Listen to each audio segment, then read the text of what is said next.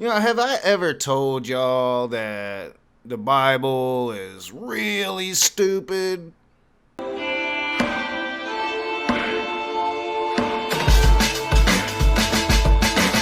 What is up, you sinners and saints, you beautiful, godless people? Welcome back to The Rage. I am the Raging Atheist, and we're gonna be looking at that stupid ass Bible again. First, gotta send that shout out to my patrons. You guys are the shit. You're providing the only income I'm getting from doing any of this, and that's because you support me. And if you would like to support The Rage, well, link is in the description below. So, alright.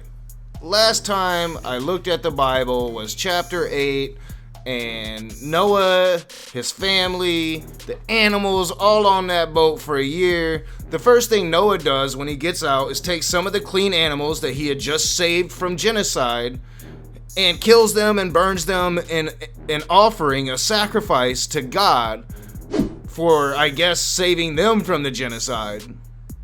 And I insinuated that Noah's family would have to commit incest in order to populate the planet again, and God was supposed to be against incest. But now we're in chapter 9, and we're gonna see that God has no problem with incest one bit. Then God blessed Noah and his sons, saying to them, "Be fruitful and increase in number and fill the earth. The fear and dread of you will fall on all the beasts of the earth, and on all the birds in the sky, on every creature that moves along the ground, and on all the fish in the sea. They are given into your hands. Everything that lives and moves about will be food for you.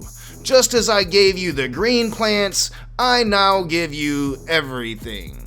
But wait, I'm confused because I've been covering Genesis, and I remember, Abel started killing animals, offered that sacrifice to God, and God loved that shit so much he spurned Cain to the point that Cain went and killed his own brother. I remember that story, but it seems like, the writers of Genesis didn't remember that story. I know, I said writers. Everybody knows, Moses wrote this shit with his own hands. I mean, duh. But you must not eat meat that has its lifeblood still in it. And for your lifeblood, I will surely demand an accounting. I will demand an accounting from every animal, and from each human being too. I will demand an accounting for the life of another human being. Do you hear that, Christians? All of you Christians are not supposed to be enjoying a delicious, medium rare steak because it still has a little bit of that lifeblood in it. And you are offending your God by eating that meat. But me, as an atheist, I can enjoy me a juicy, bloody medium rare steak, and I can enjoy every delicious bite of that sumptuous steak. And then it just goes on to show you what kind of God you truly worship. And that would be a blood God. A God that requires blood to survive. A God that requires blood sacrifice. As he says, for every animal you kill, I demand one more. And I know, Jesus changed all that shit. At least that's what Christians say. But this is your God speaking himself, not some weak-ass little, kid. A little son. This is God himself. And he's saying, for every animal you kill, you will give me sacrifice. And he's also saying, for every human you kill, you will be my sacrifice. Whoever sheds human blood, by humans shall their blood be shed. For in the image of God has God made mankind. As for you, be fruitful and increase in number. Multiply on the earth and increase upon it. Alright, so we got it in the first verses. We're getting it again. God commanding Noah's family to move forward and populate the world through incest. God is saying it. Now, I understand that Noah and his sons already have wives, so no incest is going to take place immediately. But the next generation, when Noah's sons have children, those children are going to have to commit incest with each other in order to populate the world. So I think that it's very clear, at least so far in our reading of this ancient dust book, that God has no issues with incest at all. Then God said to Noah and to his sons with him, I now establish my covenant with you, and with your descendants after you, and with every living creature that was with you, the birds, the livestock, and all the wild animals, all those that came out of the ark with you, every living creature on the earth. I establish my covenant with you. Never again will all life be destroyed by the waters of a flood. Never again will there be a flood to destroy the earth. Alright, so already this voice in Noah's head that is now being heard in the heads of his sons as well. Now this voice is already going against its own word from the last chapter. The last chapter, it was like straight up, I ain't never gonna kill humanity again. And I mentioned, apocalypse.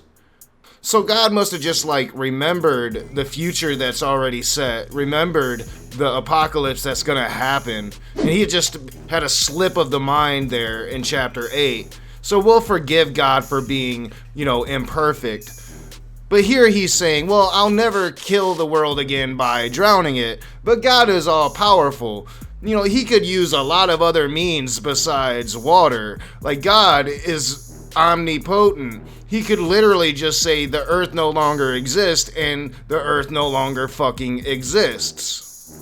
And God said, this is the sign of the covenant I am making between me and you and every living creature with you, a covenant for all generations to come. I have set my rainbow in the clouds, and it will be the sign of the covenant between me and the earth.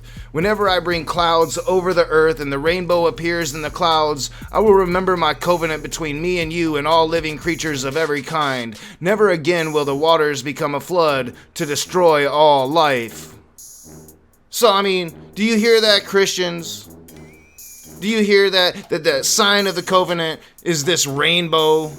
So every time you see a rainbow, you know that God's still chill with the world and God isn't planning on bringing that apocalypse to kill us one more time. Do you understand that, Christians, or have you ever read your Bible? So, every time you say that hurricanes are sent to punish us for our secular society, just remember the last rainbow you saw, and that just should counterbalance that stupidity that's about to spill out of your mouth every time you say it. Whenever the rainbow appears in the clouds, I will see it and remember the everlasting covenant between God and all living creatures of every kind on the earth. So God said to Noah, this is the sign of the covenant I have established between me and all life on the earth. So here, once again, we have God just blatantly admitting it's not an all-perfect being. It needs reminders, right? Because it can fucking forget shit. So it needs that rainbow so it doesn't forget that, it can't just kill all mankind with water again, because God can be forgetful. The sons of Noah who came out of the ark were Shem, Ham, and Japheth. Ham was the father of Canaan. These were the three sons of Noah, and from them came the people who were scattered over the whole earth. Canaan, I think that sounds familiar. I've read this Bible several times now, and I don't know, Canaan sounds familiar. But here it's literally telling you that every human being that's alive on the face of this earth is a product of incest. Because there were the three sons of Noah, and from them came the people who were scattered all over the whole earth. That's us, y'all. So while they ridicule evolution for saying that we come from apes, and they ridicule me every time I make that comment that, we're just hairless apes, they literally think that we came from our cousins. Noah, a man of the soil, proceeded to plant a vineyard. When he drank some of its wine, he became drunk and lay uncovered inside his tent. Ham, the father of Canaan, saw his father naked and told his two brothers outside. But Shem and Japheth took a garment and laid it across their shoulders. Then they walked in backward and covered their father's naked body. Their faces were turned the other way so that they would not see their father naked. Alright, so Here we have the smartest human being left on the planet is a drunkard. And God has no problems with him being a drunkard. Not at all. You'll see that. God ain't gonna have no issues with Noah getting drunk and being naked and allowing himself to remain exposed for his son to see him. You know, that ain't gonna be what's gonna happen. Spoiler alert. And I mean, is this the root of the Canaanites' evil? Is it truly this, fucking Ham, who must have been named after Noah's favorite meat? Ham accidentally saw his father naked. Oh, I don't know. I'm not gonna get ahead of myself. When Noah awoke from his wine and found out what his youngest son had done to him, he said, "Cursed be Canaan, the lowest of slaves will he be to his brothers." Wait, there's so much wrong here. It says when Noah awoke from his wine and found out what his youngest son had done to him. Alright, done to him. Ham didn't do anything to him. Ham accidentally saw his naked ass because Noah passed out drunk, naked. Ham didn't do anything. The other problem actually came up in the last verses that I read, to where it said that Ham is the father of Canaan. Now, I just read all of Genesis, and never did it mention that Noah's sons had already had children. But now, all of a sudden, Ham has a kid named Canaan, and instead of cursing Ham, Noah curses Canaan, who is an innocent bystander in all of this shit. He also said, "Praise be to the Lord, the God of Shem. May Canaan be the slave of Shem. May God extend Japheth's territory. May Japheth live in the tents of Shem, and may Canaan be the slave of Japheth." After the flood, Noah lived 350 years. Noah lived a total of 950 years, and then he died.